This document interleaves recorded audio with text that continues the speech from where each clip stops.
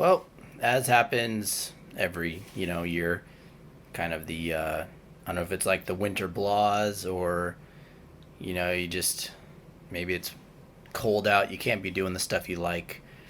But I've been having a hard time being motivated to work on RC stuff. So I've been still trying, though, to make myself go out into the shop at least every day and just do something, even if it's cleaning. And I've been having the time lapse going. Been doing lots of little laser projects for friends and family. Just trying to at least feel like I did something in the shop a couple times a week. It makes me feel like I did something. So, not normal video. I'm just gonna just to get a video out there, kind of share some of the projects. It'll just be a bunch of time lapses and maybe some pictures of the final product. So, anyways, hope you guys are doing good, staying safe, keep your mask on. All right, later.